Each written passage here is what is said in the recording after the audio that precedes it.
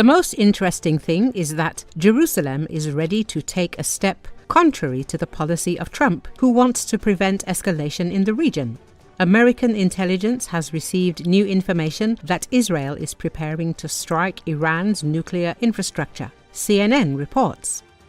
The new intelligence was based on the public and private communications from senior Israeli officials, as well as intercepted Israeli communications and observations of Israeli military movements that could suggest an imminent strike.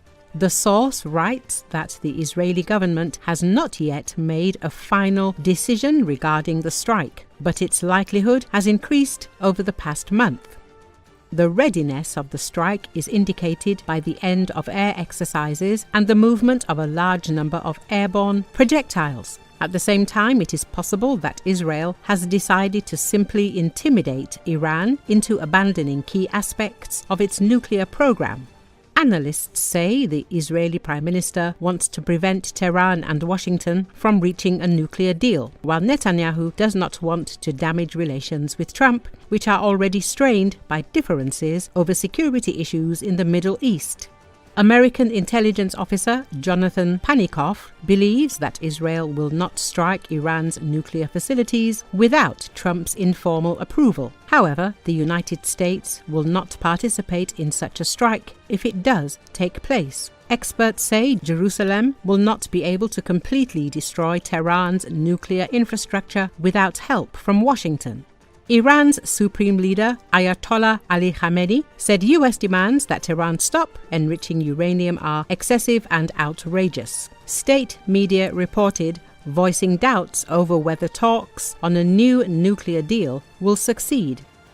With the negotiations ongoing, a source that CNN described as familiar with the Trump administration's thinking said the US is unlikely to assist Israel in striking Iran's nuclear program right now, while an American official said intelligence efforts were ramping up to help if Israeli leaders decide to attack. The report also cited a source familiar with the matter, saying that Israel does not have the means to take out Iran's nuclear program without US help, though an Israeli source said Israel was ready to act alone if Washington negotiates a bad deal with Tehran that is unacceptable to Jerusalem.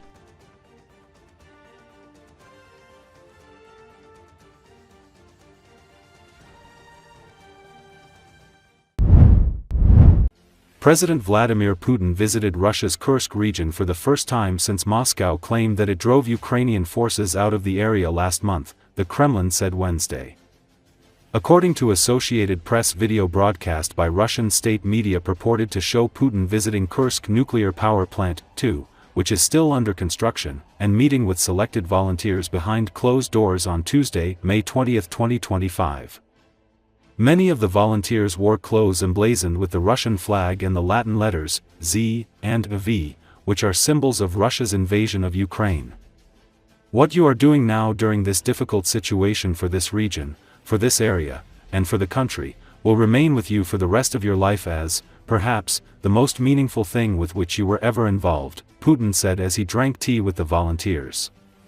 Ukrainian forces made a surprise incursion into Kursk in August 2024 in one of its biggest battlefield successes in the more than 3-year war. The incursion was the first time Russian territory was occupied by an invader since World War II. Since the end of 2023, Russia has mostly had the advantage on the battlefield, with the exception of Kursk. Putin's unannounced visit appeared to be an effort to show Russia is in control of the conflict, even though its full-scale invasion of its neighbor has been slow and costly in terms of casualties and equipment, amid recent US and European proposals for a ceasefire that Putin has effectively rejected. Ukraine, the US, and South Korea said that North Korea sent up to 12,000 troops to help the Russian army take back control of Kursk, and Russia said on April 26 that its forces had pushed out the Ukrainian army. Kiev officials denied the claim.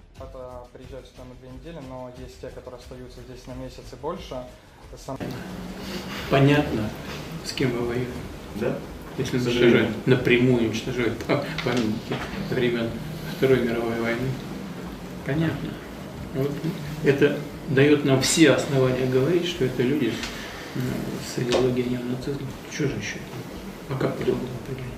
Так и есть. И даже они и на конкурсе идиотов заняли бы второе место. Почему? Потому что идиоты делают то, что они делают, они показывают, кто они такие есть. В принципе, нашей всей молодежки Народного фронта у нас организована круглосуточная работа уже долгое время.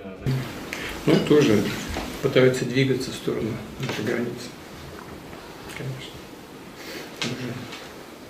Ну, вот, это отдельная тема. Пункты для раненых. Они были организованы в... Священнослужители практически всех наших традиционных конфессий, все в прямом смысле этого слова на боевом посту. Они на линии боевого соприкосновения, причем, повторяю, всех конфессий. И вот оказывают помощь людям в тылу, подальше от боевых действий. И эта помощь в высшей степени востребована. Беспилотников на Курскую область и пострадали многоквартирные дома.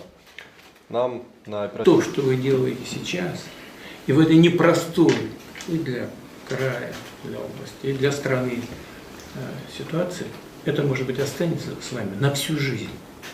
Как может быть то самое яркое, к чему вы имели прямое отношение в службе и стране, и людям. Ну, 15 мая контракт закончился, прибыл в Киев. Вот мы с вами команда, и вся страна сегодня у нас одна команда. И вот это безусловный успех всех наших начинаний. Это безусловно условия, необходимые условия для достижения всех наших целей. Уверен, так оно и будет. Там вот как раз до 16 доходит, и в конце месяца тоже мало. В основном это...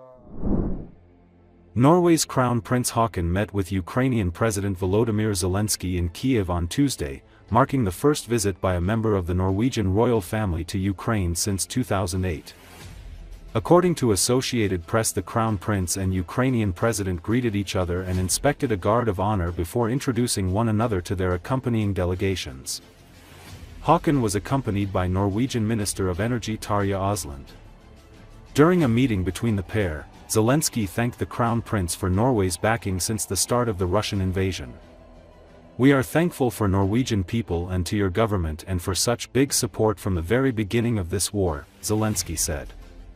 In a post on his social media following the meeting, Zelensky added the pair talked about strengthening energy stability.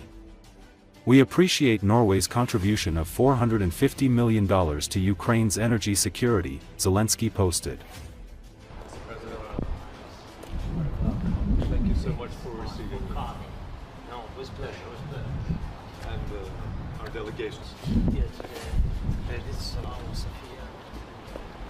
So beautiful. Very nice.